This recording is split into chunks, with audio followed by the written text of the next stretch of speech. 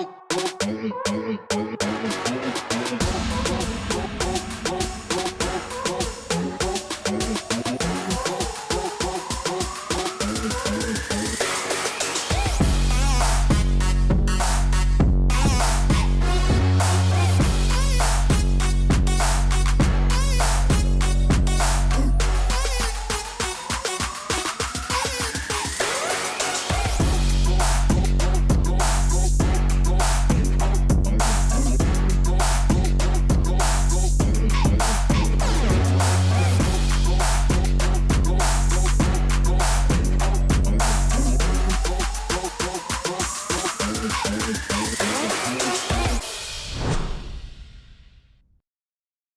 morning, everyone, and welcome to the Health, Wellness, and Fitness Summit in Asia Pacific. My name is Andrew Mahadevan. I'm the Vice President of Asia Pacific for Life Fitness, and I'm extremely excited about the panel ahead with some heavyweight industry titans that are going to be presenting out some of the challenges that they've had to face and been through over the last 18 months due to COVID as leaders in their business. For over 45 years, Life Fitness has been a pioneer.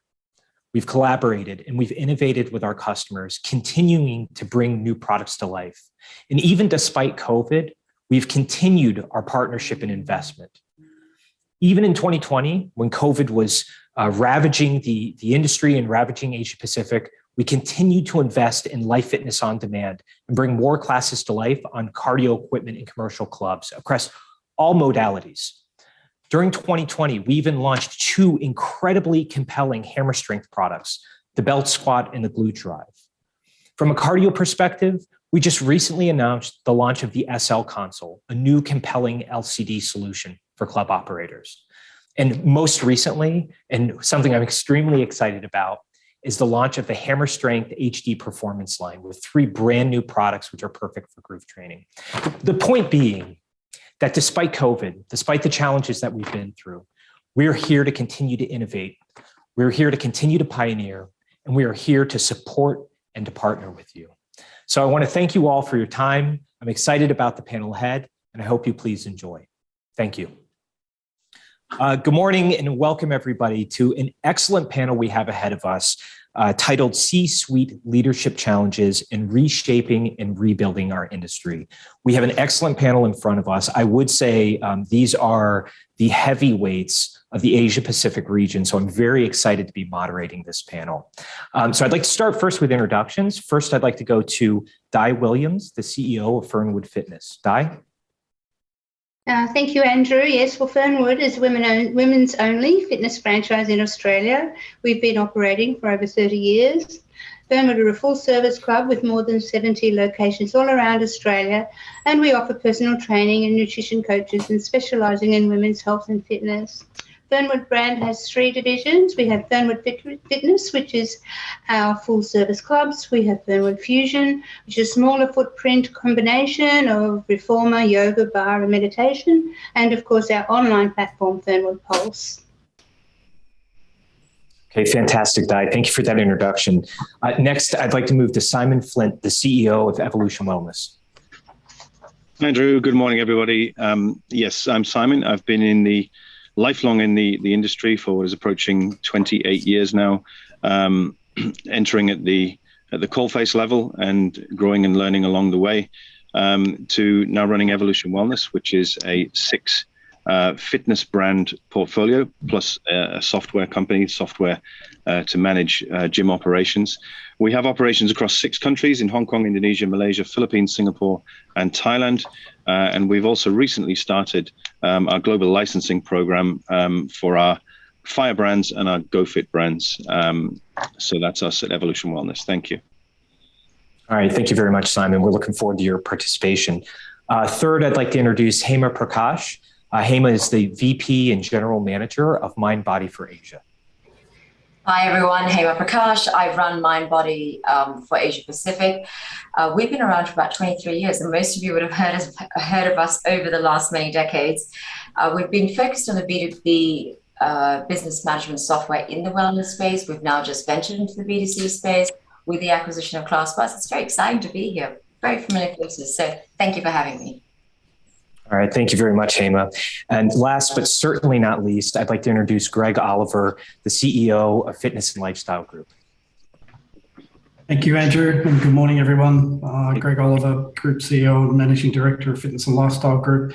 Similar to Simon, it's been a career, my career in the industry has been over around 40 years. So I've seen a lot over that journey. Fitness and Lifestyle Group is a multi-brand operator, really across numerous consumer preferences across 5 countries, circa 500 clubs across all of those regions that we operate within. So quite a large business. Thank you very much, Greg. Appreciate the introduction. Thank you for all the panelists for joining and participating. So let's dive right in and go into the first question. And this first question is actually it's not a warm-up question. It's actually quite a big question. And the first question, Greg, I'd like to start with you as a CEO of FLG. If we look at today, so we're entering now the 19th month since the start of the pandemic. What are you doing as a CEO, a regional leader, that's different than you were doing, call it 12 to 18 months ago? Yeah, thanks, Andrew. Yeah, it's a good question. And I think there's some of these points that I mentioned are not necessarily new challenges, but certainly have had a brighter lights shone upon them during the events of the last 18 to 19 months, as you say. I think primarily, industry, business, ourselves included, really the challenge is still to be purpose-led, adding value to people's lives, corporate social responsibility, making a difference. Not only the right thing to do from a consumer perspective, but certainly from our employees' perspective. And it's really what both those groups would expect from us. So I think really being purpose-led is still very important going forward. Digitization, it's a word that everyone uses. It's certainly, for us, it's building a sustainable business for the consumer of the future. And I think that goes for most industries. Obviously, from the last 18 months, our industry has suffered somewhat in terms of our status. So I think in regards to areas of focus and challenge for us, as an industry and an employer, it's becoming an employer of choice again, or an industry of choice. I think we're very healthy going in. However, I think we need to rebuild our status, which has probably suffered during the extended closure of the industry. That leads into workforce planning. I think in particular, flexibility and turnover of employees. In Australia and New Zealand, they're suggesting as high as 41% looking to change employment. And so, again, a significant challenge for us to outrun and contemplate, but also strategize around. And possibly the last thing for me, which is particular focus at the moment, is bearing in mind COP26 is on. It's really about climate change and sustainability. So how do we play our part in reducing emissions? It's an interesting point, and Andrew, you're in the equipment game, that some 15 years ago that we were using self-powered electronic cycles and ellipticals in our businesses. And I wonder whether there's a sort of view for us to actually look to return to some of those days where we can think about our carbon footprint, about our emissions, about single-use plastics and all sorts of strategies that we can employ to reduce our emissions.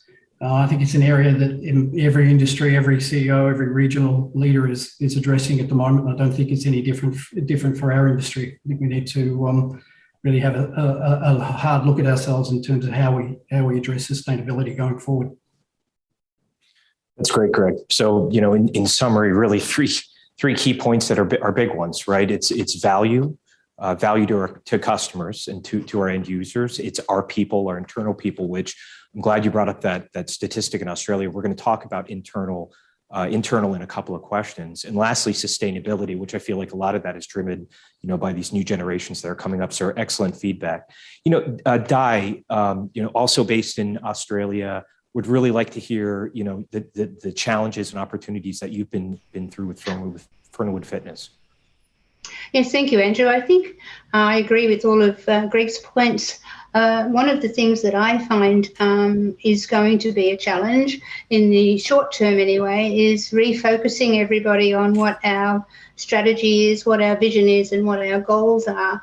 You know, back in 2020, everybody knew, everyone had their KPIs, everybody knew what they had to achieve, and this is where we were heading. And then all of a sudden we were closed down, and we've been in and out of lockdown for the last 18, 19 months. And so everybody's focus over those last year and a half has been how many people have been vaccinated, how are we going to keep our members, what are we doing to look after our members at short term, but we've kind of lost sight of where we're going now that we're coming out of it. So one of the challenges that, well, not so much a challenge, but a focus has to be refreshing the vision and maybe revisiting what that vision is, because that will change. As Greg said, people's needs will change and what the club offerings will also change. So coming up with a strategy that's basically to today's needs, what our members need today, because they are totally different possibly than they were back in February 2020 when everybody was going about their business. But I think the main thing for me is refocusing on what our goals are, what our strategy is, what our vision is, and then articulating that vision to the team right through to all of our employees in the clubs as to what our purpose is and what is the culture of the business, rather than the focus at the moment or up until now has been, you know, the drama of the pandemic. So we have to get past that. We have to get to the positive future and get everybody on board with our vision and our goal, set new KPIs, set new targets, get everybody excited about the future. It's fantastic, Di. And yeah, I mean, I think the bedrock of that is communication, right? And I think, you know, what everybody on this call has been through over the last couple of years, it's hard sometimes to pull out a day-to-day and communicate a clear, high-level vision of the company. So I think that clearly is going to resonate with people. You know, Simon, what about yourself? How, you know, obviously you're operating in Southeast Asia. You've got openings, closures again and again. You've had some hard lockdowns. What are some of the challenges you're dealing with today? And, you know, how does that differ from a year to a year and a half ago? Similarly to what Greg and Di have said, Andrew, if we step back and say, you know, what is the role of a CEO? To set vision, to set strategy, to enable and make available resources, human resources, capital, to communicate that vision, provide line of sight, to motivate, dare I say, inspire, and you know, bring the team along to execute. So the role doesn't change, but perhaps our ability to execute in the way that we did has definitely been affected. For an example, access to capital needs a reset in many cases. You know, just been very frank about where most companies have been. You know, we've had accumulating debts to pay, landlord bills, etc., whilst being zero revenue. So as Di mentioned, you know, everyone had their KPIs and their plan. It's not a case of just reopen and carry on where we left off. There are additional pressures to navigate. And I think when we look at, I put it in two ways, pressures and opportunities, or risks and opportunities. The key risk that I see is that we have, in our neck of the woods anyway, we still have capacity restriction. So therefore that's suppressing the revenue side of things. There's a kind of implicit demand or requirement from the marketplace to have more competitive pricing, which is a real dichotomy, because the value of a square meter in our clubs is worth more than it used to be technically, because we can have fewer people in there right now. At the same time, you've got cost inflation bubbling up. Everyone knows energy costs are rising, and energy cost is has a general impact on inflation everywhere. So we know that those pressures will emerge. What does that mean? That means margin squeeze. And we all know that we've got to gain margin back in recovering. So that's a really big challenge. But to speak of the opportunity, and perhaps this touches on Greg's point, the bit about purpose and employee value proposition, I think we have to, certainly the way I see it for our company, we've always focused on being an employer of choice and our EVP. We have to really have another round and a close look at that, because we can be the solution to so many of the things that COVID has impacted. People who live with comorbidities, reducing comorbid factors, the mental anguish that people face, all of those things. We have an amazing opportunity.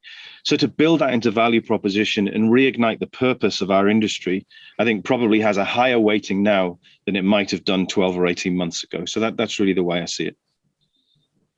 That's great, Simon. That's really fantastic messaging. Thank you for that. And moving to Hema. So Hema, obviously you're not an operator, but you're closely linked to operators, being a software company and MMS, and now throughout the acquisition of ClassPass direct to consumer. Tell me, you're leading a very volatile region for a software company. How are things different today than they were about a year ago? So we run three sets of data. There's the pre-COVID data sets based on population, and we've got 58,000 customers globally, of which just over 10% sit in the Asia Pacific region. Australia, New Zealand leading the charge with that. So if you think about that data set, what we've seen is the industry is growing. So year-on-year class numbers and the payments revenue is increasing substantially. So we're hopeful for what's next. We're feeling the pain of operators, though. The franchisees are shrinking. The lockdowns are playing absolute havoc on people's mental health as well. So we are watching with hopeful optimism and looking at the industry reevaluate itself as well. And going back to Simon's point, the square meters that you have to think about by way of revenue as an operator, which we possibly haven't thought about in detail for about 20 years. So we're hopeful. We've also invested in the industry, and we're looking forward to seeing the growth and our class numbers. The investment that consumers are placing on their wellness is growing year on year. Okay, fantastic. Thank you, Hema. And I want to latch on to that hopeful optimism comment.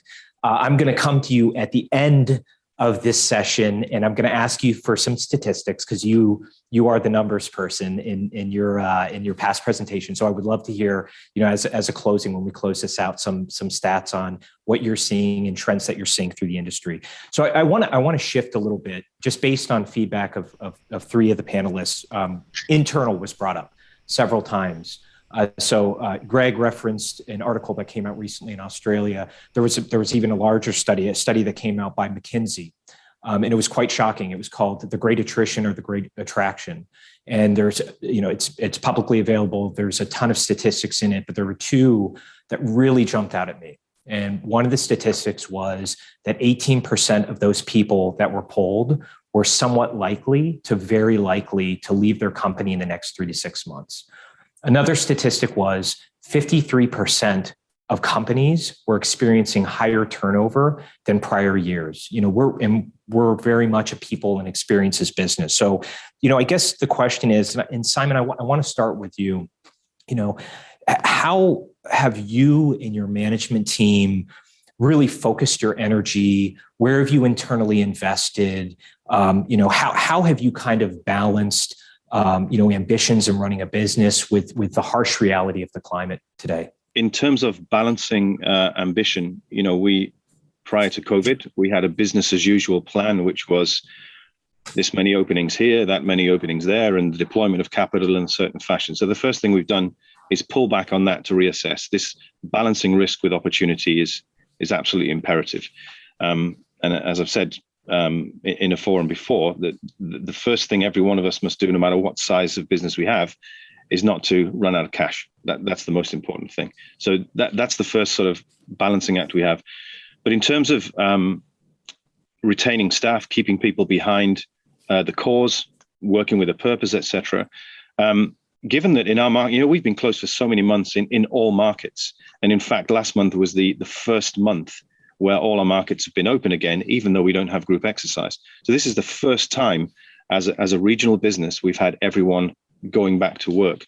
But during the time that we've been locked away or locked down, our timing was quite good, because we made an investment into a new micro-learning and mobile learning platform, which the purpose for which was to deliver training and education and engaging content in a way that resonates more with today's younger generations. micro learning, mobile learning, people know the attention spans have tended to be a little bit shorter, and learning on the train, on the MTR, on the way to work is something that people will readily do, and learn in micro blocks. So we've developed really good content across our leadership pieces, our brand pieces, our code of conduct, all of the normal corporate stuff you might expect. And we've delivered about 57,000 hours of online training so far, and that's across 4,500 users. So you can see that's a decent number of education hours in that time. But what that also does, just like, we like to engage our members outside of the club as well, we want to make sure our staff are engaged with the employer brand wherever they are. So that's been probably the biggest thing for us. Secondarily, we've had quite a number of wide-reaching communications. So a couple of town halls. In fact, our next town hall is in December. That will have 250 people on. I think it's very important. I have MDs in 6 countries, and it's really important that people have access to senior management, senior executives. And that includes myself. I haven't been around anywhere for nearly 2 years. So to let people hear directly how we're doing, and for me to listen directly back, how are you feeling? That's really important. So we have a 2-hour town hall where we'll hear from a number of staff. We'll share ideas. We'll share, our emotions, how we're feeling about it, and we'll have a rallying cry to get everybody back behind the positivity that we are open again. We are a solution to the impact of COVID, and hopefully to give people a shot in the arm and a motivation to get back to what we do best. Yeah, that's great. I mean, I think the pressures that we face, obviously, with limited cash, limited capital, trying to keep as many people, good staff, talent, on staff, being able to supply them with things like, continuing education through online, which is exploded. We're even seeing it from a manufacturer side. We're implementing it in Japan, but also communication. It comes back to that first point, which is access and communication. It seems so simple, but it's definitely powerful. Simon touched on something quite interesting, and he was talking about his members also.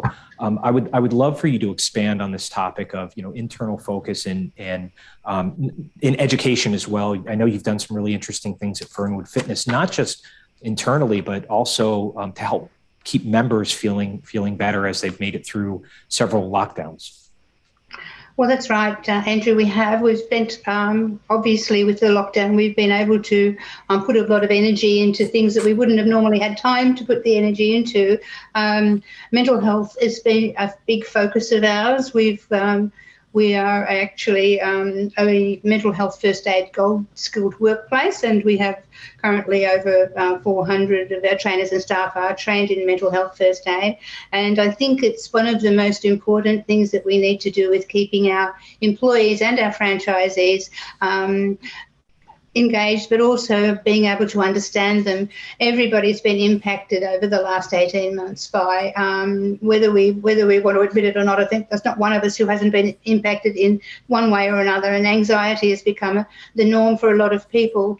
And if you don't know how to communicate with those people, be it a member, be it an employee, then you maybe are saying the wrong thing or not saying the right thing to be able to help them out. So the mental health first aid is an area that we've spent a lot of time on, making sure that all of our people are qualified in being able to have a meaningful conversation with a member or a staff member to be able to make sure that they're okay. The other thing we're doing, of course, is we've had our Empower program, which we've built through with Deakin University, and that's a program, a 6-week program to help our members overcome anxiety and get a balance into their life and not have all of the stresses that normally they would deal with. Of course, that was pre-COVID, that everybody had so much stress. Now people are looking at life differently. They have different priorities. So all of those things have to be revisited as to what our members, what their needs are, and which way that we can help them. But mental health has been a very strong focus of ours over the last 18 months, of making sure that we're able to communicate with our members and our employees and keep them, help them overcome any anxieties they might have. That's excellent. I mean, I think something that has kind of percolated out of COVID is wellness is not just doing cardio and strength training and yoga and Pilates. It's so much broader than that. And, I would say I'm actually grateful that mental health has surfaced as something that's important. I applaud you and your staff on the mental health certification. I think that's a very important thing. And hopefully as COVID subsides, that continues on. Greg, looking, from a CEO's perspective, you've got hundreds of clubs. As you looked, past through the pandemic, when the pandemic hit, markets opening and closing, and now some optimism coming out of Australia, talk to us about how where your head was at on trying to manage people and attrition and also just ensuring that you right size your estate so that you can continue to operate. Thanks, Andrew. And look, it's really a combination of some of the points that Simon and Di were making really for us. I think, interestingly, resilience has been learned on the fly during this pandemic. I think never before we've had to face such difficult and challenging circumstances, not only financially, but certainly mentally, as you say. We had made investments prior to going into the pandemic in terms of technology from a communication learning perspective, which really helped us, again, similar to what Simon's experienced, in terms of our ability to maintain our level of connectivity with our employees and providing some worthwhile opportunities for them to continue to grow and develop during the period. Obviously, that's challenging when you've actually stood down masses of workforces across different regions at different times. So again, probably reverting in some ways to a more localized approach based on region, based on culture, etc., is something we also had to sort of adapt as we went, and that was again probably in some respects learning on the fly.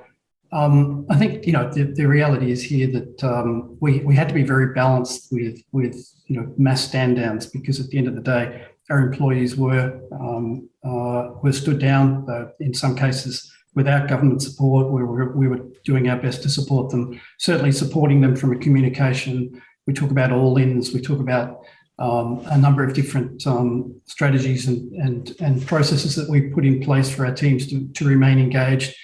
Partnering with mental health organisations such as the Black Dog Institute was something that's been really well received by our employee base. Our employee assistance programs have been incredibly well utilised during this period, which we're really pleased with, because obviously people were crying out for some assistance. Mental health issues, some 41% up in Victoria as an example with our employee base, unheard of, and obviously very hard, gut-wrenching really. So there's a lot of things that we've done and learned along the way, but certainly again, investments in technology, in particular communication, and from a learning perspective has stood us in good stead. I think, I've written down some things around, making good. I think, it's incumbent on us, myself as a CEO, to come out of this and realign our EVP, realign our vision and our values, as Di's talked about, as Simon's talked about, how we place our bets, what we do with the resources that we've got available, not only just capital, to Simon's point, but certainly from a human resources perspective. And again, how we support our workforces going forward to rebound and come through this with flying colours. Yeah, thank you, Greg. It certainly was survival throughout 2020 and much of 2021. And the pay it forward messaging is very well received. I'm sure it'll be very well received by a lot of people who are ready to get back to work and get back in the industry. And, Hema, sorry, go ahead. Sorry, Andrew, I was just going to say, I think, you make a point there that I probably didn't touch on, which is, the fact is that it was really a balancing act here about making sure that we were in a position to sort of the ability to maintain and protect the company's limited cash coming in, as Simon mentioned. We were all subject to the same issues, and that balancing act in terms of keeping the companies operational and also providing maintaining and protecting the workforce for the future. Yeah, agree. Again, survival was the name of the game, and so good to see that things are looking more positive now in Australia. And then moving, to Hema, from your perspective, software company, not necessarily tied to people being, have to be in a fixed space like a club. How did you, keep your staff and the broader team motivated, engaged, in any investments that you made as far as Mindbody?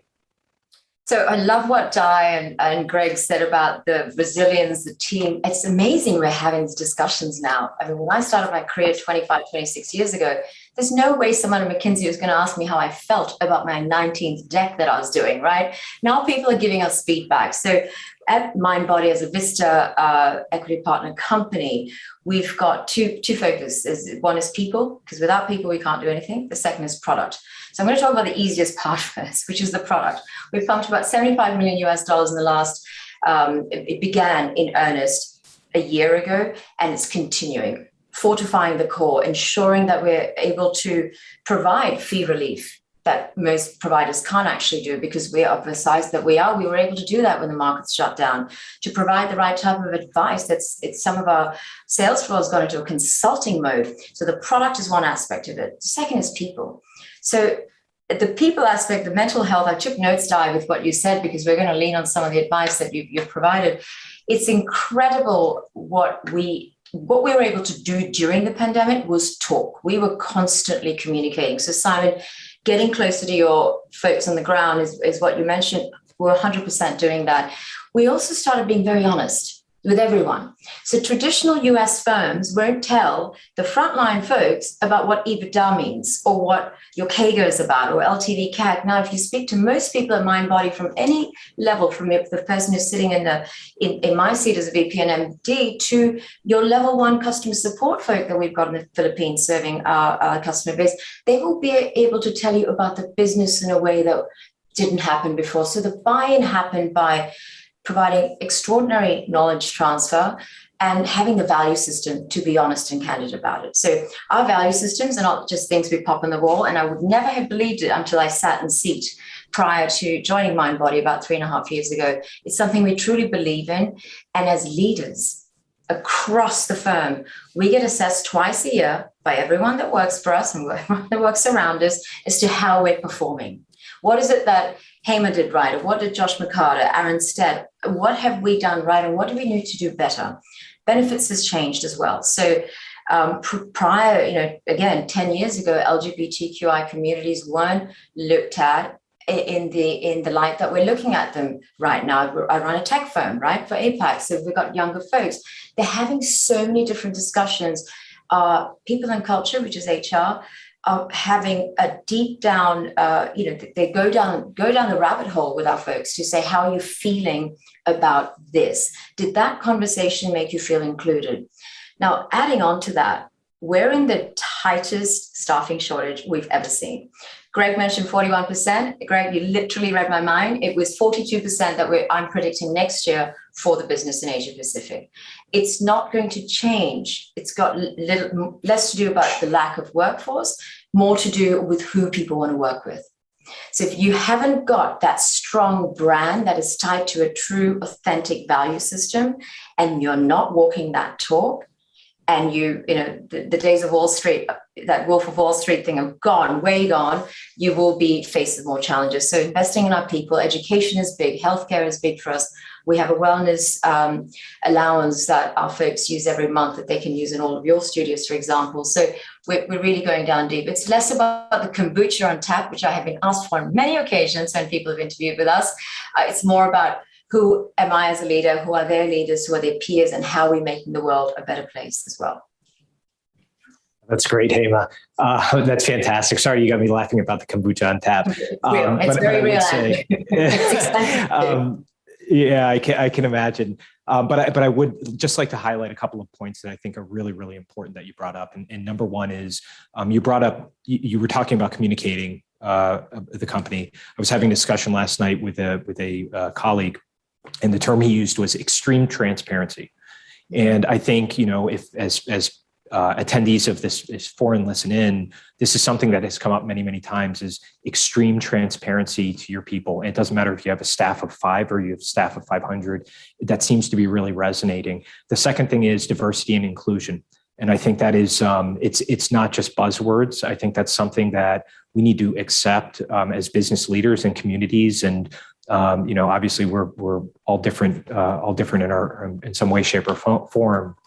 And lastly is vision. And Hema, you've kind of hit the nail at the head, at least from my perspective, is, what we are seeing is, Greg said this earlier in the panel discussion, for the first time ever, 6 months ago, as I was hiring someone, I was asked what our sustainability policy was.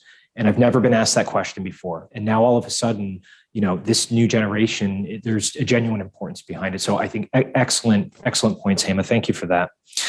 So I want to move, this is a question, I just want each of the panelists to touch on this briefly, because this has been asked many times before, but I think, for those attendees that are listening, there may be some value there based on how they manage their workforce, or if they're part of the workforce, what the expectations are, and that is the workplace. And we're all trying to plan out, how many people will be in office, how many days a week, how do we cope with openings and lockdowns and so on and so forth. Hema, staying with you, what are you kind of seeing, or what's kind of your gut feel when you look at Mindbody? Do you feel like this kind of ambiguous work from home, work from the office is kind of here to stay and it's an expectation going forward? Or do you think we're going to transition back to a traditional office setting? Or do you think it's going to skew the other way? It's a daily conversation. I was laughing when Di said we're never going to go back to normal. I love paying my rental bills, our big offices in our fancy buildings. It's a choice. It's a matter of choice, right? Let's go back to the staffing thing, staffing issue we just talked about. So we've gone the hybrid model. We're asking people to pick the days they want to come in, because there's workplace health and service insurance policies that we have in Australia, which is quite strict on this matter. So if you're going to come in Tuesday, Wednesday, Thursday, please show up on Tuesday, Wednesday, Thursday. If you don't want to come in, totally fine. Let someone know that you're not coming in that day. So it has been a huge task. We've also found that folks are moving away, and this is a bigger social conversation, I suppose. So in Sydney or Melbourne, it's quite vast. It's so different in Singapore and Hong Kong, when you've got hyper-connected suburbs and town centres. Australia is not that organised at all. If you've got an office in the city, we've got folks that were travelling 90 minutes to come into the office. So now they've got a quality of life question. We're not going to argue with quality of life, but how does that person get included in that? Their manager walks out of the office, their leaders walk out of the office. The person in front of you is the person you're talking to. So how do we bridge that gap is a bigger conversation. As a woman, and most women are primary caregivers in the home, still in 2021. What does that mean for the female workforce?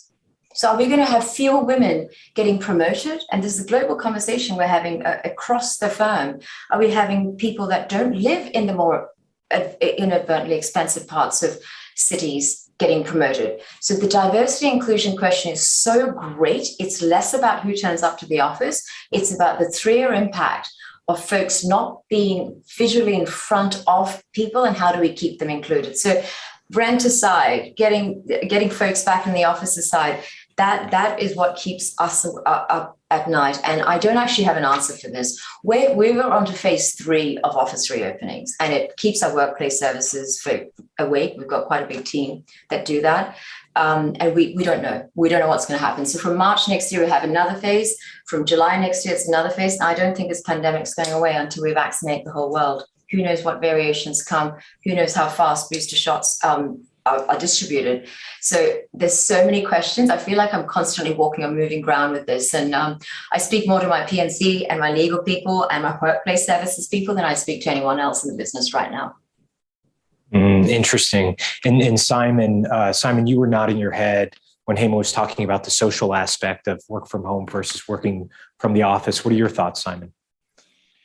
Well, I definitely see a change that would last the longer term. And what I mean by that is some form of hybrid. I mean, we only opened our office here, our regional office here in Malaysia last month. So, there's no atmosphere in the office. There's no camaraderie and the kind of banter that brings people together as a team.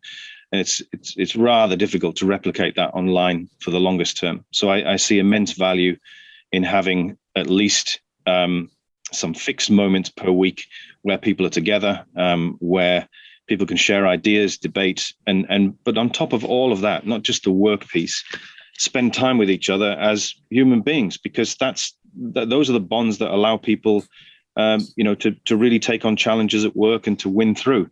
And being very frank about it, there has definitely been a detachment between the closeness of the teams during this lockdown period. I think that's frankly to be expected.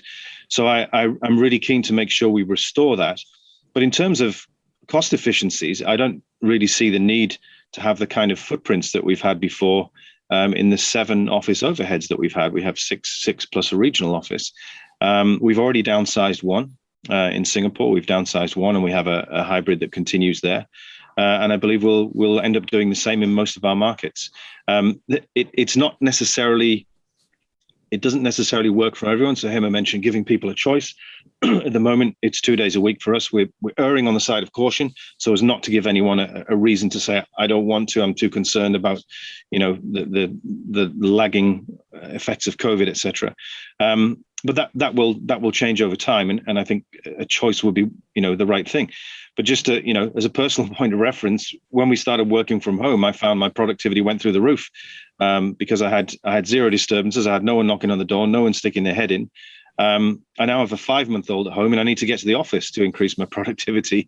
So, that I understand what it's like for people who've got those additional childcare things and, those family rostering things to take care of. It's not easy. But I do believe that for the longer term, certainly in our business, we will have some form of work from home component in a way that would allow individuals to make the most out of their work-life balance. Yeah, that's great. And, I think this comes back to messaging and communication, right? How can you take a somewhat awkward situation where there's partial work from home and say, look, the company's actually saving money because, as you said, you don't need as big of a footprint. You don't need to spend as much CapEx or ongoing OpEx. And then on the flip side, from a social and from a mental health well-being and from a productivity and from a work-life balance, being able to work from home has a lot of opportunities. So that flexibility, I think, is important and well noted. Di, your comment, as Hema said, we're never going back. I would love to hear your thoughts. No, well, I don't have a crystal ball. I don't know, but I know that all of my people, they love social interaction and they love coming into the office, but they also love the opportunity to work from home and get a lot of work done, and they feel very productive when they're at home. So it's a combination of both for our office, and so we're going to go back 3 days a week, Monday, Tuesday and Wednesday, and then the rest of the team have the opportunity to come in for the full week or not. So it's what suits the individual. Obviously, if you've got children at home and it's easier to work into the office, or you live nearby, but some of our people commute quite a long way, and it's a lot of waste of their time commuting to and from work when they can have a much more well-balanced life, and they can do things during the day that they normally would have to do when they got home from work at night and still get a good day's productivity in. So I've asked them all several times, and they're of the opinion they like a hybrid, a bit of both. And, if you had have asked me before this, would I want all of my people working from home, I would say no way, But I see it totally differently now. I see that their life is happier, and they're feeling productive. We're meeting in the office once a week or twice a week or whatever, and so it seems to suit everybody. Okay, great. And Greg, anything further to add? I know the last time we spoke, you still couldn't travel to the office because of lockdowns in Australia, and thank goodness now you can. Any additional comments on your viewpoint? Oh, I mean, everyone's really made some really valid points. I think for me, just listening to everyone speak, I mean, the challenge for us all is not to anchor down something now. I mean, the reality is we're still going to learn. We're still finding our way. We're still working through what flexibility looks like, what this long-term flexibility looks like, as compared to what we've just been through, which is total flexibility, which was, of course, a requirement of what was forced upon us. So I'm not sure that we can answer it in full today, because I just don't think we've sort of seen the world unfold, what flexibility really needs to look like. There's no doubt that flexibility is here to stay. I think one of the challenges for some of us who have probably spent longer periods of time locked down at home is the delineation between work and life.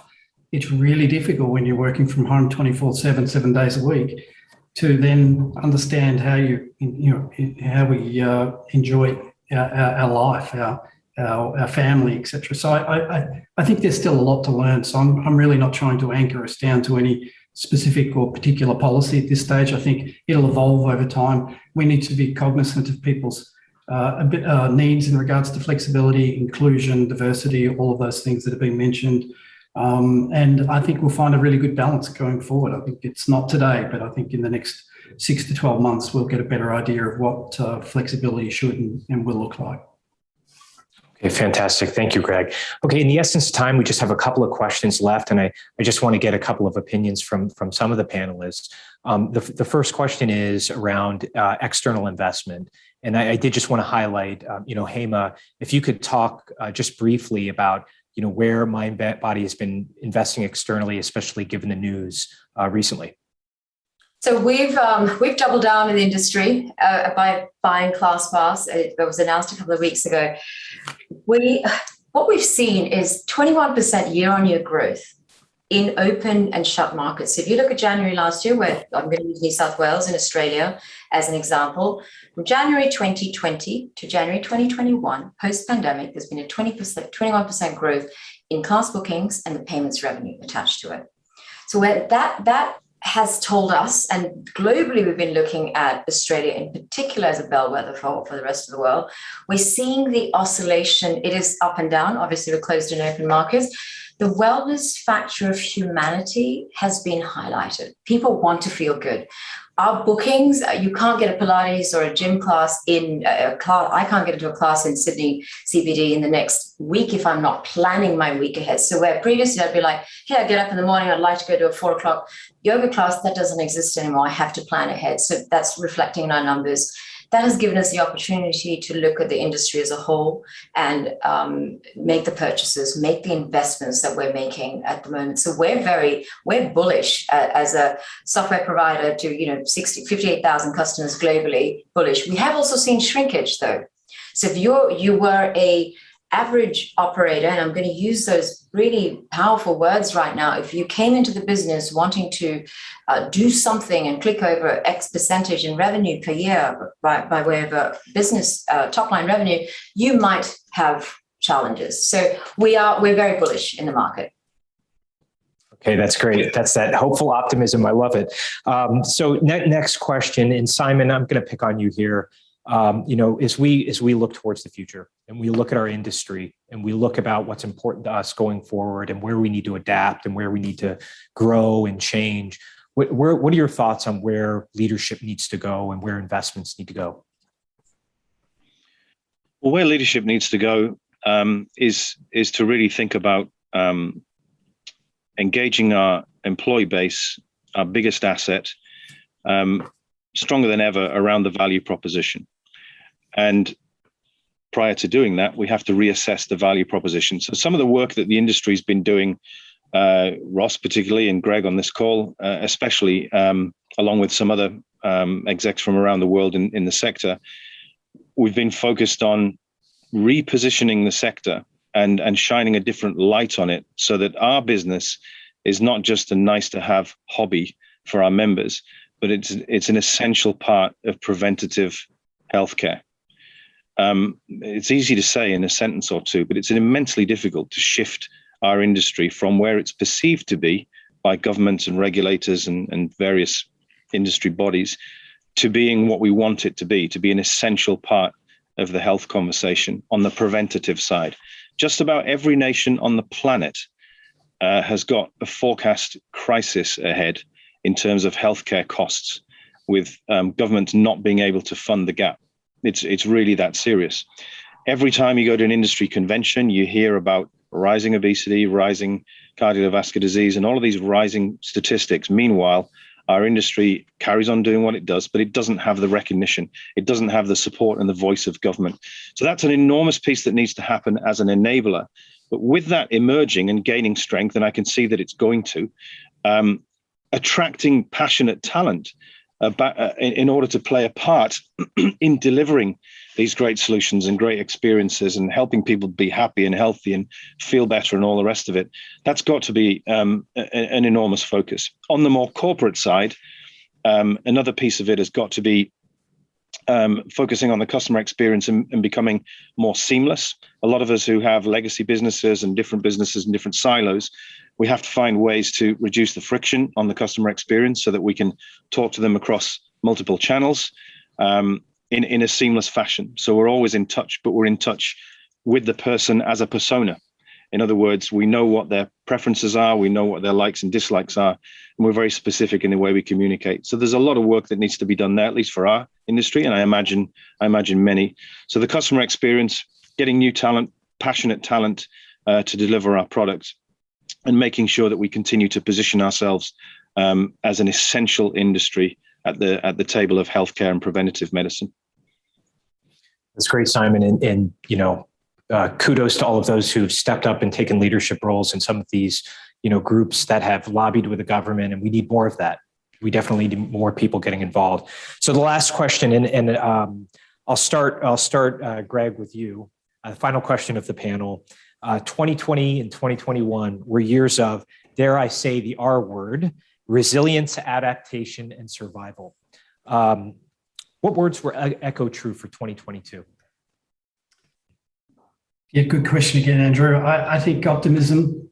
I think everyone on this call, everyone that we are involved with, all our stakeholders, I think optimism is something I hear and certainly hold dear to my own heart. Resurgence. I think we all expect to see a significant resurgence in our industry, bearing in mind the length of closure, the essential nature of what we do, and the value proposition or the efficacy of our product. And I think the last one for me, which is enjoyment, maybe a little interesting one to add to the mix, but I think personally, over the last 18, 19 months, it's been really difficult to enjoy your work every day as we normally would. And so I think for myself, included our teams, I think what we want to do is get back to enjoying every day of our lives, doing what we love to do, which is providing great opportunities for people to change their lives. And so I'd say that of all of those, enjoyment is probably, probably the highest on my list. Very powerful, Greg. Brought a smile to my face. I definitely am looking forward to more enjoyment given the circumstances. Di, what words surfaced for you for 2022? Well, I think one word that I was very excited about is opportunity. I see that what's happened over the last 2 years is giving us some wonderful opportunities. There's a lot of market research that we have to do to see what the population wants in the future, but I think the world has changed, and with that comes a lot of opportunities. So opportunity is a word that I think we can use. Innovation, once again, there's a lot of change, and with change comes innovation, different ways that we can do things differently, maybe what we've already done, but doing it differently. And the third one is confidence, having confidence in the future and looking to where we're moving into the future rather than the last 12 months or 18 months where we've not quite had any confidence because we've never known from one day to the next, what the world's going to offer us. So I think we need to have confidence looking forward.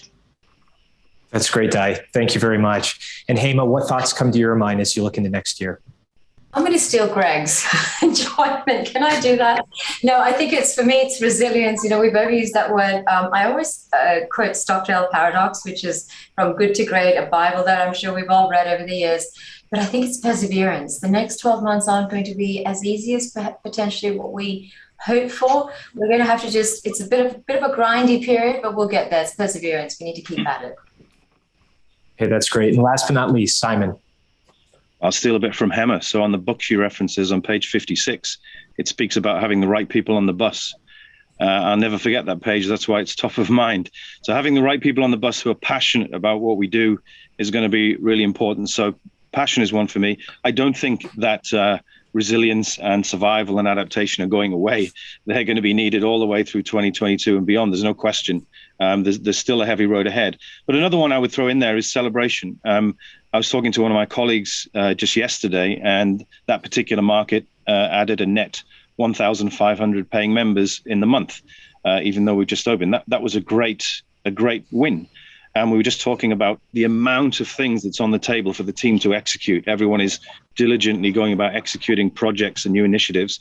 And we just, reflected and said, hey, let's really make sure we take the time to celebrate this. We have a long, long way to go, but we really must celebrate the wins, because that's how we get people thinking more positively and feeling the value of what they've just done. That then builds momentum. It gets more shoulders to the wheel. And I think it's critical that when we see a win, we celebrate it. We're realistic about how far we've got to go. But at the end of the day, when we can see a win, let's make a noise and celebrate our industry for what it does. Excellent, Simon. Great closing thoughts. So first and foremost, a huge thank you to all of the panelists and your contribution. I greatly appreciate your words of wisdom. And for the audience, I want to thank you for joining us this morning and to kick off the Health, Fitness, and Wellness Summit. We hope you enjoy the rest of the summit and the rest of the next couple of days. So thank you very much.